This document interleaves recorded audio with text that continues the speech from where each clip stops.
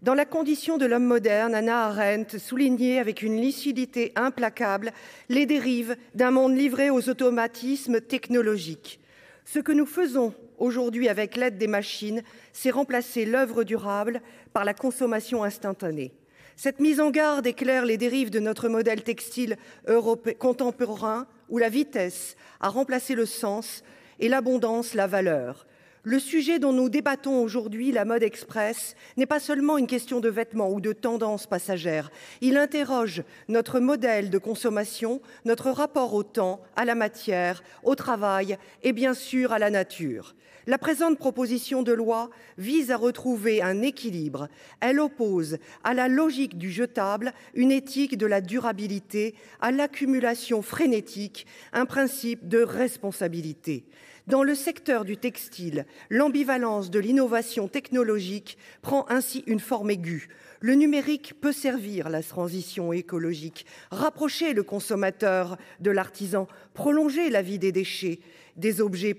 Il peut aussi devenir l'instrument d'une logique industrielle déshumanisante qui transforme le vêtement en produit jetable et l'individu en simple clic d'achat.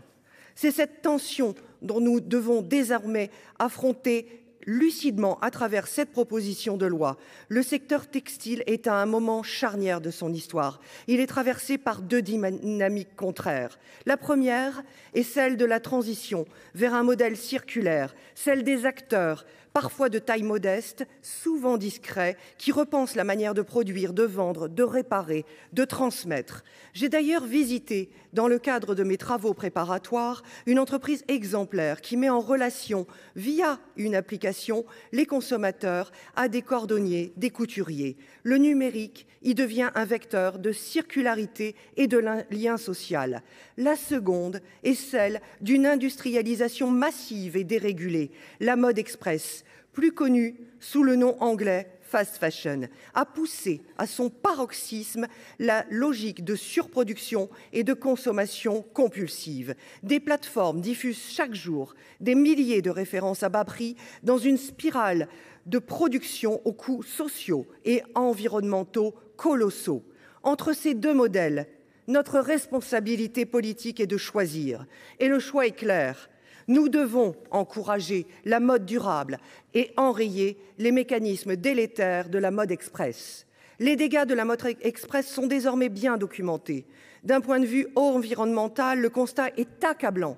Chaque année, 3,3 milliards de vêtements sont mis sur le marché en France, soit en moyenne 48 vêtements sont mis par habitant. Un chiffre qui, à lui seul, révèle l'ampleur de la dérive. Derrière ces volumes, ce sont des milliers de litres d'eau consommés par vêtement, des tonnes de CO2 émises, des ressources fossiles mobilisées et des terres polluées par les teintures et les produits chimiques. Mais les dommages ne s'arrêtent pas à la production. L'éphémère est devenu la norme. Chaque seconde, ce sont 35 vêtements qui sont jetés en France pour un total de 600 000 tonnes de textiles par an.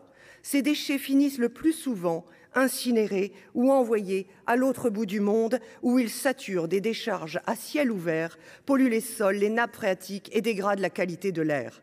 Et ces effets écologiques s'accompagnent de graves distorsions économiques. Les plateformes de la mode express bénéficient d'un modèle reposant sur une externalisation systématique des coûts.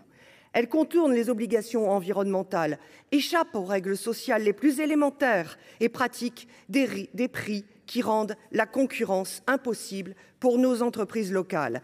À l'inverse, les enseignes européennes, sans être parfaites, s'efforcent de s'adapter. J'ai pu le constater au cours de mes travaux préparatoires. Elles créent des emplois non délocalisables, assurent un maillage territorial, soutiennent des filières d'insertion. Le tissu économique qu'elle contribue à préserver est un bien commun. La mode circulaire, elle aussi, est menacée. Le développement de la réparation, du réemploi, de la vente en seconde main, autant de pratiques vertueuses pour l'environnement et pour l'emploi, est compromis par l'invasion de vêtements à bas coût et de qualité médiocre. Les textiles bon marché, conçus pour être jetés, sont par définition difficilement réparables ou recyclables. Et quand un vêtement neuf coûte moins cher qu'un vêtement de seconde main, le signal envoyé aux consommateurs est destructeur. Cette filière circulaire je tiens à le souligner, n'a pas seulement des effets vertueux sur le plan environnemental, elle est aussi économiquement vertueuse et joue un rôle de levier d'insertion pour des publics éloignés de l'emploi. Elle remplit une fonction sociale et territoriale que nous devons absolument, impérativement préserver.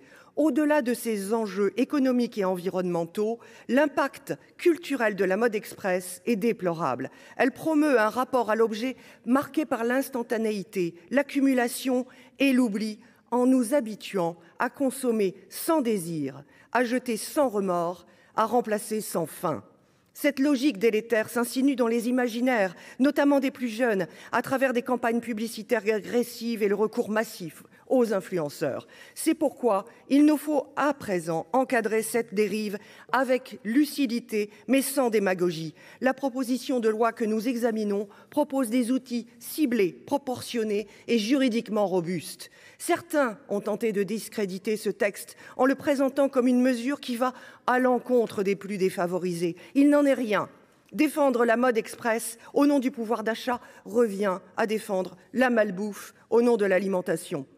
Ce n'est pas servir les plus modestes que de leur proposer des produits dangereux pour la santé, inutilisables après 3 lavages et fabriqués dans des conditions indignes.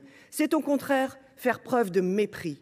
Le vrai progrès, c'est de permettre à chacun d'acheter mieux, pas plus.